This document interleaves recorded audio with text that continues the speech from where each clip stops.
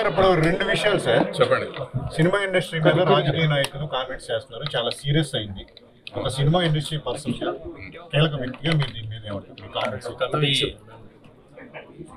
Cinema industry person కంటే కూడా ముందు ఈ దేశంలో పౌరుడిగా ఈ బాధ్యత గల పదవుల్లో ఉన్నవాళ్ళు అంటే మంత్రులు, ఎమ్మెల్యేలు, ఇటువంటి వాళ్ళందరూ చాలా జాగ్రత్తగా కామెంట్ చేయాలి. ఇప్పుడు నిన్న కొండా సురేఖ గారు చేసిన స్టేట్మెంట్ పర్టికులర్గా ఆవిడ చాలా రెస్పాన్సిబుల్ పొజిషన్ మినిస్టర్గా ఉన్నారు. ఆవిడకి ఏం తెలుసో ఏం తెలీదో మనకు తెలియదు. ఒకవేళ తెలిస్తే కూడా ఇప్పుడు గైడ్ లైన్స్ ప్రకారం వీళ్ళు ఎవరి పేర్లు అయితే ఆవిడ ఎత్తారో వాళ్ళు విక్టిమ్స్ అవుతారు. విక్టిమ్స్ పేర్లు చెప్పకూడదు అని గైడ్ లైన్స్ ఉన్నాయి. అట్లీస్ట్ గైడ్ లైన్స్ అయినా ఫాలో, మినిస్టర్లే గైడ్ లైన్స్ ఫాలో అవ్వకపోతే ఇంకెవరు ఫాలో అవుతారు? మేము మాలాంటి వాళ్ళు మొన్న మీటింగ్ పెట్టి ఛానల్స్ అంతా అటు బొమ్మలు వేస్తున్నారు, వేయకూడదు, పేర్లు చెప్పకూడదు అని మేము చెప్పాము. మరి మంత్రులే తప్పులు చేస్తుంటే ఈ చిన్న చిన్న వాళ్ళు యూట్యూబర్స్ ఏం చేస్తారు పాపం. సో ముందు గైడ్ లైన్స్ తెలుసుకోవాల్సిన అవసరం మంత్రులకి, ఎమ్మెల్యేలకి, వీలైతే క్లాసులు పెట్టి ప్రభుత్వాలు వాళ్ళందరికీ ఏం చెప్పాలి ఏం చెప్పకూడదని ఆలోచించాలి. అయిపోయినాక టార్గెట్స్ చేసి సినిమా వాళ్ళని టార్గెట్ చేసి చెప్పడం అనేది చాలా తమాషా అయిపోయింది, ఈజీ అయిపోయింది. అంటే వీళ్ళు ఏం చేసినా ఊరుకుంటారు, ఏం చేసినా పడతారు అనేది చాలా ఎక్కువగా ఉంది వీళ్ళందరికీ. ఇది రైట్ కాదు. నిజంగా ఊరుకున్నంతకాలం ఊరుకుంటారు. తిరగబడే రోజు వచ్చినప్పుడు ఎప్పుడైనా తిరగబడతారు. తిరగబడే రోజు రాకుండా ఉండాలని, తిరగబడే పరిస్థితికి తేకుండా ఉండాలని వీళ్ళందరినీ రిక్వెస్ట్ చేస్తారు. ఇప్పుడు ఒక ఏకతాట మీదకి వచ్చారు, ఇది చాలా శుభపరమైన. కానీ అప్పుడు చంద్రబాబు దానికి దీనికి సంబంధం సినిమాని గురించి కదా మనం మాట్లాడుతున్నాం. సినిమాని గురించి కదా మనం మాట్లాడుతున్నాం. సినిమాని గురించి మాట్లాడుతుంటే మన ముఖ్యమంత్రి అంటావు, చంద్రబాబు అంటావు, తెలుగుదేశం ఇవన్నీ కాదు. మనం రాజకీయాల్లోకి వెళ్ళబోతున్నాం.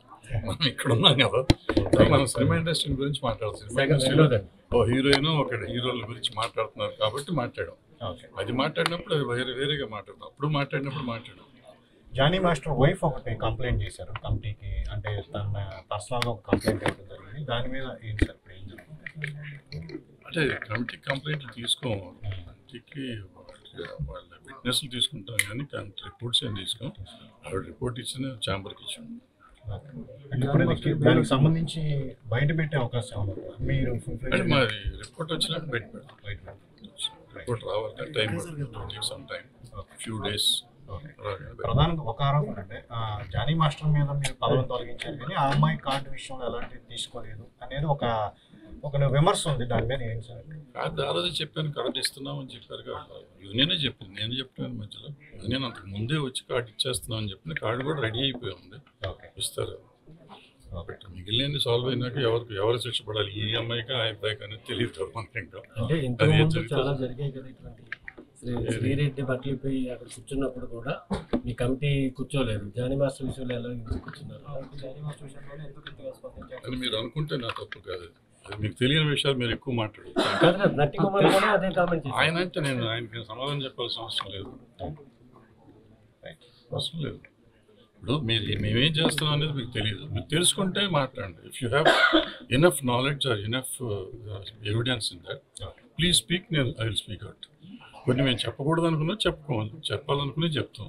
ఇది కూడా మీడియాలో ముందు వచ్చింది కాబట్టి ఆ రోజు ప్రెస్ మీట్లో క్లియర్గా చెప్పాము. మేము ప్రెస్ బయటకు వచ్చింది కాబట్టి మేము మాట్లాడాము, లేకపోతే మేము మాట్లాడమని చెప్పాము. మాట్లాడకూడదు కూడా, ఇప్పుడు కూడా మాట్లాడకూడదు. సో అంతే తప్ప మీరు చేయలేదు, ఏం చేయలేదా, ఈ చేయలేదు అంటారనే ఆ రోజు ప్రెస్ మీట్ పెట్టాల్సి వచ్చింది. అలాగే మేము చేస్తున్నాం బాబు అని చెప్తానికి. మీరు చేయలేదంటే నేనేం చెప్తాను. Thank you.